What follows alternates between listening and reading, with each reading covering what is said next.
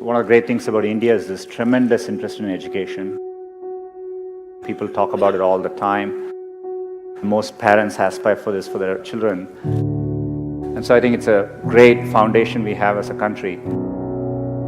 In my experience growing up here, I think there's a lot of emphasis on spending time on the books and learning things academically. I think there's a lot of pressure to follow set lanes throughout your career. You're in high school, you're thinking about college. A lot of times when I was younger, people would say, this person didn't get into this college or something, and that's the end of the road. I mean, life is so different from that. I get surprised people start preparing for IIT in their 8th grades. That's a bit shocking to me. I get very surprised people come to IITs and immediately they are thinking about IIMs and so on. The US, for example, most students don't choose their majors till their final year. So people explore different things and find what they're really passionate about. The way I dealt with these things was try and feel what I really enjoy doing and pursue that. I would do what feels something like you like spending time on. I would use that as a yardstick and not feel the pressure to do what others are telling you to do. I've always wanted to work on computing, build computing products. The thing which still keeps me going is the desire to build products which will be used by billions of users and makes a difference for them. That's what I've been focused on. It doesn't need to be even in engineering. There are many, many different ways, and you will see this later in life. People do well from all walks of life. I think education needs to evolve and change just like with everything else. Getting into an elite institution doesn't guarantee success. It matters a lot, but it doesn't guarantee success.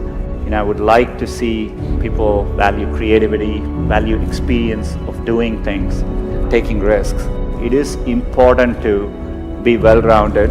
I would encourage people to try different things, take some risks, follow their passions a little bit more, enjoy what you're doing.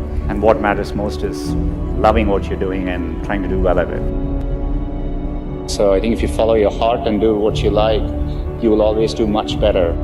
It's worthwhile taking risks and trying to do something you're really excited by. And if the first attempt you don't do it, you can try again, and things tend to work out in the long run.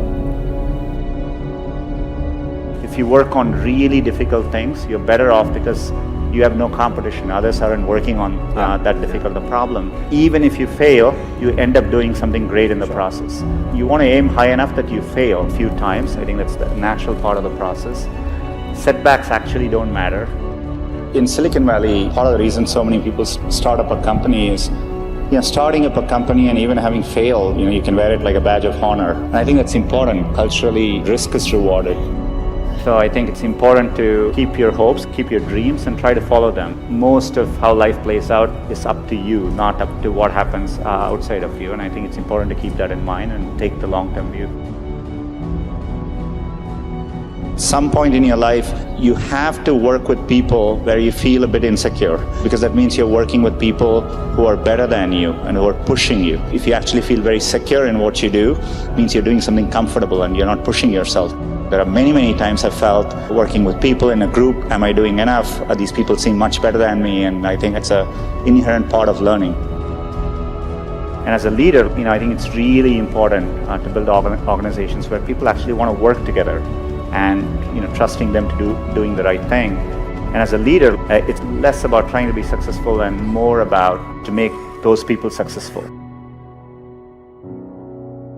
I'm absolutely, with full certainty convinced that India will be a global player in the digital economy, and it'll be competitive with any country in the world.